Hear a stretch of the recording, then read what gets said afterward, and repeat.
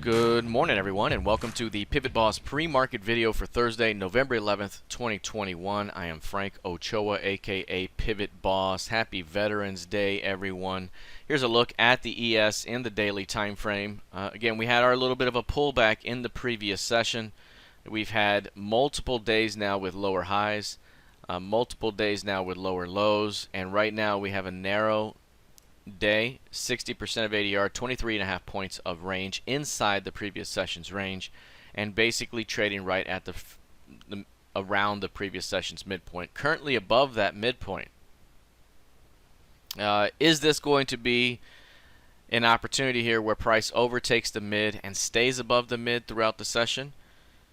In that case, the 52.5, 53 level is going to be very important. If price can stay above the previous session's mid, it could drive for a continuation higher, and we close with a fairly solid day higher. And we could see that spark a continuation higher, or we could see a new high and the development of a trading range at these highs. As of now, if we are going to see more weakness, this early pullback would be defended by bears. So we've had lower value relationships day over day, including yesterday heading into today. We've pulled back. We're building a box above the previous day's mid. If there's a failure to hold that midpoint, 52.5, 53, that could open up a continuation down, and we could see a close lower, back toward 4,600. So right now, it's going to be very important to see how does price play off the previous session's mid. If there's a failure to hold that, right after the RTH open, that could be an opportunity to sell it for a pushback toward the previous month's high and close, which is basically right around 4,600. All right, let's take a look here at the NQ. Similar price action for the NQ. We've had a very bullish period here, and now we've seen a period here where we've gotten a pullback. Multiple days of lower highs, multiple days of lower lows. We've returned back to the FOMC key level and sitting just above the previous high and close of the last month. Like the ES, right now we've pulled back in overnight trading, but what happens in a downtrending market? This is a downtrend in the short term. Obviously, the medium term is up, long term is up, but right now in the short term, it's a downtrend. So if you're going to see morning strength, it could be an opportunity for bears to defend and push this thing down for new lows ahead. Remember, downtrend. So that means, like right now, for example, yesterday it pulled back, and right there it found weakness and closed lower. This is the pullback. It may find weakness and it may close lower. So this is not a home run that this thing has to go up here. As a matter of fact, very clear pattern of pullback that we've seen. And right now, that midpoint is going to be very important in both accounts. 16,069.75. 16,070 basically to be even about it. If it can hold above 70, we may see more strength. But if there's a failure to hold 70 at some point later on today or after the RTH open, that could lead to weakness for new lows beyond yesterday's low. All right, let's take a look now at crude oil. Crude oil right now down about 0.5%. It's pulled back. It's still inside this range.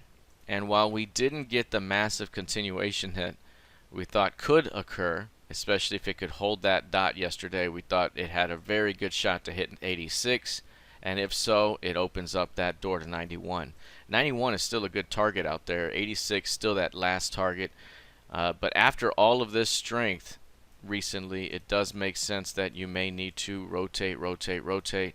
And this may happen a bit more as it builds energy and perhaps continues higher later on, but for the most part here, this is a pretty significant pullback from these highs. 85 seems to be a very significant area of resistance for this market, and each time it has forcefully pushed down away from that level. So that's a big time level. If we see a push through it, it's going to open up clear air above, but until then, we may continue to see this thing rotate back and forth. The recent low here, 78s could be in play.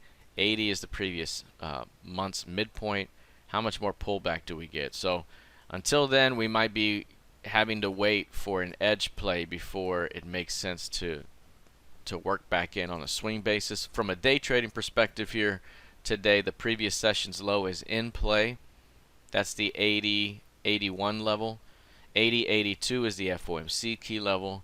And at the moment, price trying to hold back above that zone. If it's successful, we have a bounce back toward 82.25 to 82.50. Looking at gold now, major continuation to the upside here. We saw the hard bounce off the FOMC key level in the previous quarter's close. We've seen this thing hold here and break out through 1800, and most recently now we saw this thing break through 1840, go as high as the 1860s up here, and then close still above 1845. Not bad to push through 1840 and hold. Now we're still trading 64.40 at the moment. This high yesterday got as high as 1870.6. So the coil and compression that we've seen here has broken to the upside now, and that's a significant move. One of the things we did in our trading room was update the key market structure levels for this market, and one of the levels here that's important is the 1850 level. So if this thing can stay above 1850, there is a shot to work as high as 1960 up ahead. Obviously we still have these lower highs to contend with, so 1875 continues to be kind of a key level there. If price can get through there, it opens up a couple of upside levels up ahead. Until then, we may continue to see more chop, but this is a pretty significant move on the first leg.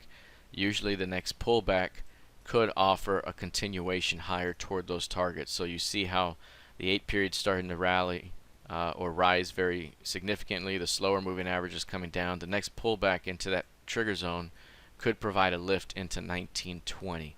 So right now, very solid breakout, very clear close above that zone in the previous session, and still tacking on gains here today. So not bad here for gold as it attempts to hold above 1840, 1850 for a shot at 1920 and 1960 up ahead. All right, that is it for now. We'll see how this plays out heading into the rest of the session. Good luck, trade well, and I'll see you in the trading room. Take care.